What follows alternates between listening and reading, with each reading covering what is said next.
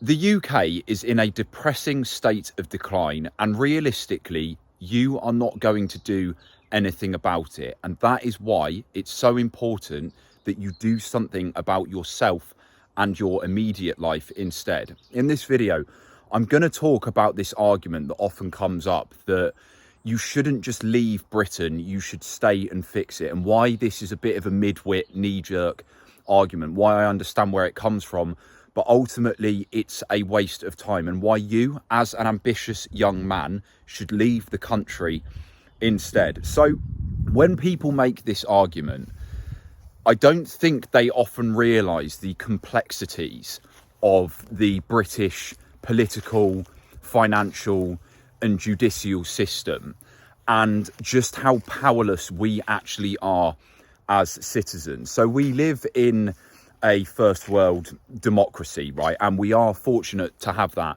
in many ways compared to various parts of the world, including places that I've lived in Southeast Asia, where you have a lot more day-to-day freedom in terms of the things you can do. There's less bureaucracy, but politically you don't have the same freedom, especially with things like voicing your opinion.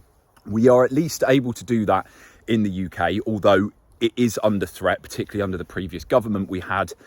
Our freedom of speech was majorly threatened, and I don't think the current government are really doing much to address that either. They're pretty authoritarian too. But that aside, people don't seem to realise that actually, in reality, there's not a lot that we can do as normal people. And I want to give you an example of this based on work experience I did in Westminster when I was younger. I did work experience for an MP who is no longer an MP, called Andrea Jenkyns. She was a hard Brexit supporting Tory MP in a seat in Leeds called Morley, which was a very borderline seat. It used to be Ed Balls, I believe, who was there. It was Labour, and then it flipped because they voted Leave, and she was pro-Brexit, but Labour weren't. So it was a really interesting time to be doing that work experience with her back in 2019, when I did it. But the main thing that I learned from that in the time I was there, from speaking with the staff at the time and a campaign manager, was that realistically, you as the average person, you're not going to do much about the state of the country, especially from trying to get into the political system itself by trying to become a representative yourself. And Peter Hitchens spoke about this years back. There's clips of him talking about it on YouTube on Question Time, where he is directly saying that you as the average person, you have to go through so many rounds of selection and approval so that you're the finished product to actually be represented by the major political parties, because that's how it works in the UK. We're first past the post, right? Realistically, to get in as an MP, you need to be standing for a major party, and to get into those major parties, you have to go through so much to be approved, right? And that's just if you want to stand for Parliament here, right? But in terms of the average person as well, in terms of how powerful your vote is, it just doesn't make that much difference, right? And it's a kind of apathetic way of looking at it, even though I spoke about the apathy in a previous video. But it is an unfortunate reality of what we've got, and it's part of the reason that so many British people are disenfranchised with the way of life here, because they know that deep down, they feel that distance between themselves and their elected representatives and the layers between it. It was the exact same with Brexit and the EU. The EU is a multinational federalist union that is far removed from the actual people on the ground in Europe, and people across Europe know that. And in Britain, they were particularly against it. I'm not going to go into that too much, but the history of Britain and the EU has always been one foot in, one foot out. But essentially, people didn't feel that control, right? They didn't feel that they could do much about it. And Brexit actually made a lot of people feel like they were heard for the first time. But life hasn't got better since then, has it? Realistically, right? And it's not going to change anytime soon either, because it takes so much substantial change in a society, in the way we think, for that to happen. It takes years and years and years, right? Even if something radical happens like revolution, which the British have never been particularly fond of themselves. You know, we had our civil war back in the 1600s, which again, I don't want to get sidetracked on that, but you know, is complicated, and we got rid of our monarchy and then fucking reinstated it because we just replaced the monarchy with another like authoritarian leader instead. But the point that I'm making here is there's just not really been much of an appetite in Britain. We tolerate a lot of shit and we don't really do much about it, which isn't a good thing. But that is the general gist of how it is, and it can change, but it takes so long for that to happen. And you, as an individual, ultimately have to make a decision. Are you going to spend your life in this country hoping that you can change things, voicing your opinion, getting frustrated about politics all the time, and nothing really happening significant in your lifetime? Or are you going to take responsibility and change that which you can, right? It's a principle that I believe it's in Stoicism they talk about, where it's essentially that you shouldn't be getting bothered by the things that you can't control, that is beyond your control. And politics is one of these things. If you listen to online business thought leaders like Dan Coe, he also advocates for this, that you should instead focus on doing what you can. It is a waste of time getting caught up in the politics and hoping that you're going to change things.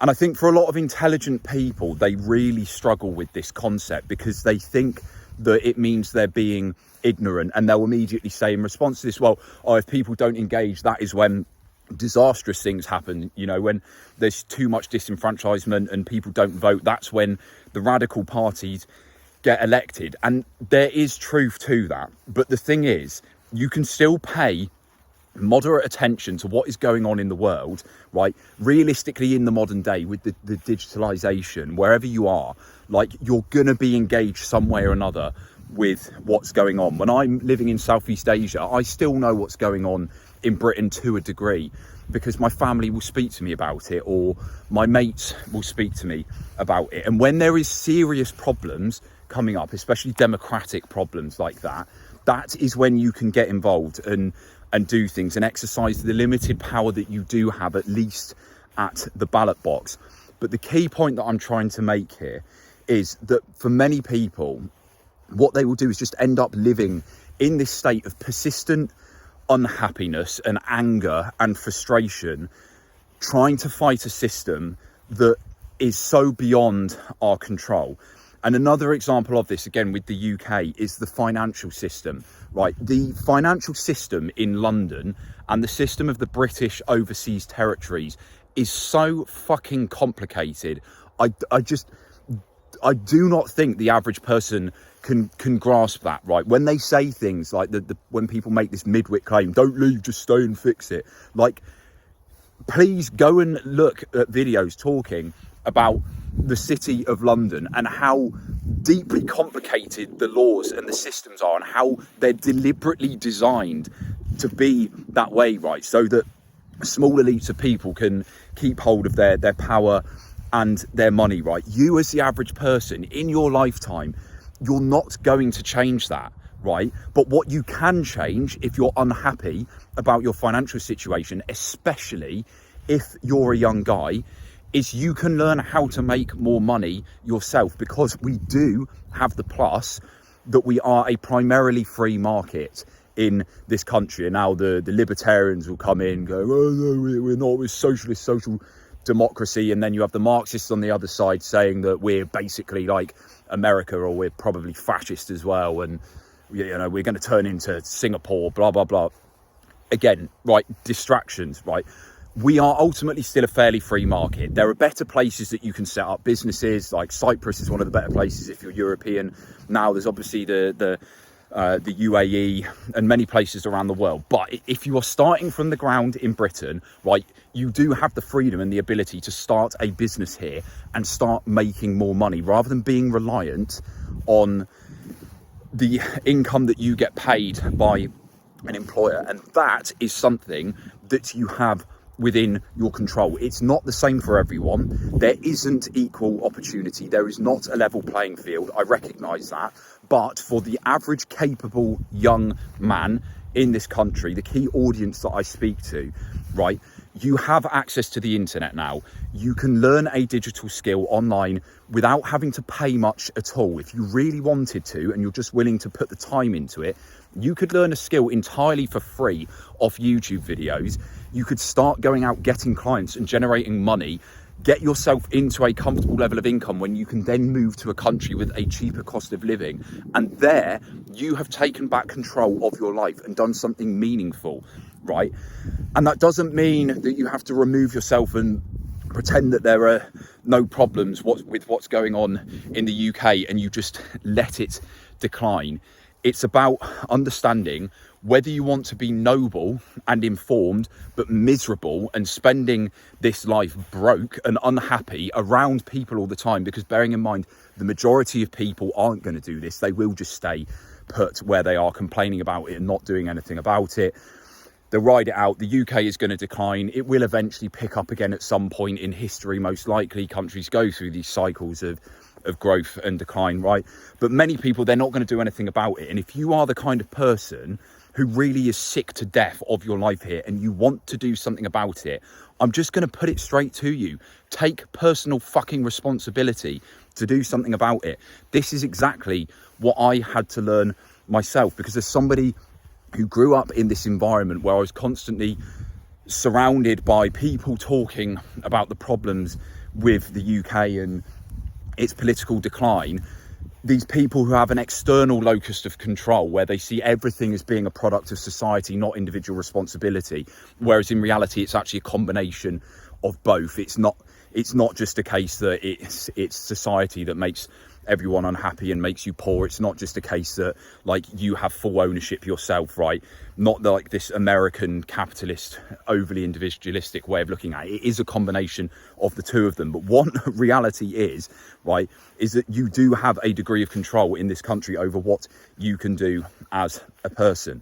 And if you start learning ways to make money online, if you start educating yourself on the other places that you can go and you commit to doing this, you can have a better life without being stuck in this country whilst it goes through its period of decline. It is a shame that this is what's happening, but it is the reality that we have to deal with. We have to move on. When obstacles come up, when there's problems, you have to find solutions to them to overcome them. And you do not want to waste your life staying in a country where you're miserable and it only gets worse and worse because you don't take the responsibility to do what you can within your own life. And the other alternative that I would talk about with this is, let's say you did want to stay in the UK. I don't advocate for this, but some of my clients actually, they do want to stay here. They just want to learn how to be better off financially, even though you would be better moving to another country. What you can do is look at things on the micro level, like Russell Brand used to speak about, getting involved with supporting your communities at the local level and helping people on that interpersonal level rather than getting fixated on going into politics and overhauling the system. Don't fall into the trap that many intellectuals do of coming up with all these grand ideas for how we can reform the political and economic system, but realistically they're ideas that when implemented won't be what they are in the mind of the intellectual. There will always be flaws and corruption and problems that come with it. Don't fall into the trap of being one of these people that just spends all your time hung up on politics, scrolling through X, getting triggered by left or right, whatever the fuck it is. Take responsibility, do something, better yourself, support the people around you in your local community if that is something that you want to do. But look at it from the individual level here. Recognize society influences the way things are, and it's important to speak about these things and be aware of it and do what you can to and exercise your democratic right, but be realistic. Politicians have always been corrupt, lying fuckers. They always will be. This is nothing new, right? It goes back a long time. I believe it was Socrates that said it. I stand to be corrected, and I'm sure there'll be some Reddit autist who gets into the comments section and corrects me straight away with this, but I believe it was Socrates who said that the politicians should never be the ones that run society, it should be the philosophers. And I'm not saying I agree with him with the latter part, but I do agree that politicians probably should not be the ones running society. That aside, right, don't get hung up on that. Don't get hung up on those people. Do what you can to take responsibility. And if you are an ambitious young man who is working in a professional job in the UK at the moment, and you want to do something about your life, you don't want to be here, or at the very least, you just want to know how you can start regaining control over your life and your opportunities to make money online, this is exactly what I help my clients with. If you'd like to know more about that, make sure that you book in a call. The link is below.